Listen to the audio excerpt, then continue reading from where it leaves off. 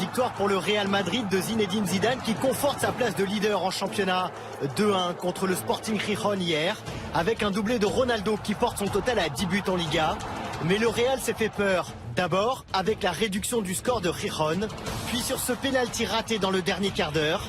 C'est le 31e match consécutif sans défaite pour les Merengues, record de Carlo Ancelotti égalé par Zizou.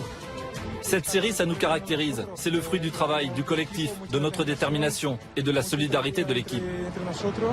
Zidane, c'est notre capitaine, notre leader, celui qui nous pousse. Et on essaye tous d'appliquer à la lettre les consignes qu'il nous donne. Il s'est énormément amélioré, on l'a vu contre l'Atlético. Il réalise des débuts incroyables. Ce qu'il fait au Real, c'est hors norme. Il va marquer l'histoire, c'est certain.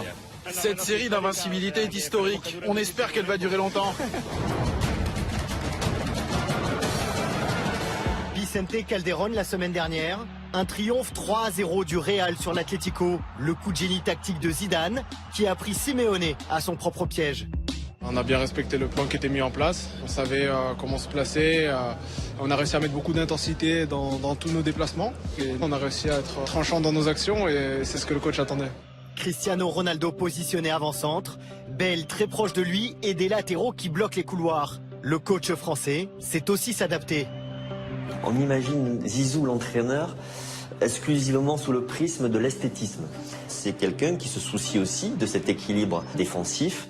Et on peut voir notamment dans ce match qu'à certains moments il peut faire un pressing très haut, à certains moments il peut être dans une position beaucoup plus basse et jouer les attaques rapides.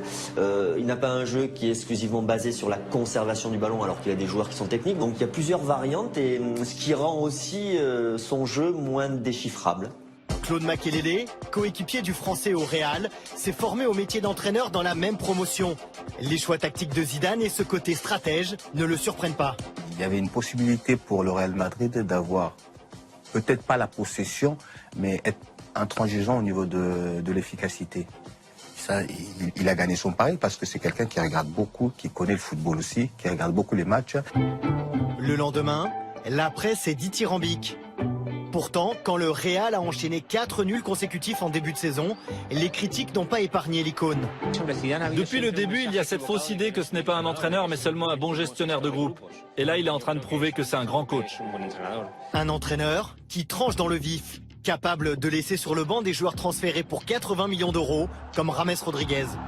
S'il prend des décisions comme ça, c'est que il y a le club qui est derrière lui, le président.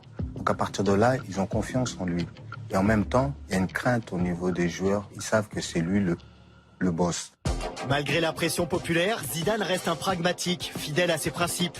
Nous lui avons demandé vendredi quelle était sa priorité entre le jeu et les résultats. Moi, j'adore gagner. Enfin, je suis un gagneur. Moi, je joue pour gagner. Après, que je sois critiqué parce qu'on fait 2 matchs nuls, ça va pas changer mon quotidien. Vainqueur de la Ligue des Champions et leader de la Liga, en moins d'1 an, Zinedine Zidane s'est fait une place dans la cour des grands entraîneurs. Édouard, est-ce que vous l'attendiez si vite à ce niveau? Non, certainement pas. Mais en tout cas, ce que je vois, c'est que c'est un grand manager. Il sait très bien s'entourer. Il s'est entouré de David Bettoni, qui est un milieu de terrain, et surtout un préparateur physique. C'est pour ça que face au 3-0 contre l'Atlético de Madrid, ils ont joué avec beaucoup d'intensité. C'est un Real qui joue avec beaucoup d'intensité. Pourquoi? Antonio Pintus, il l'a connu à l'Italie, on l'a connu à Marseille. C'est extraordinaire.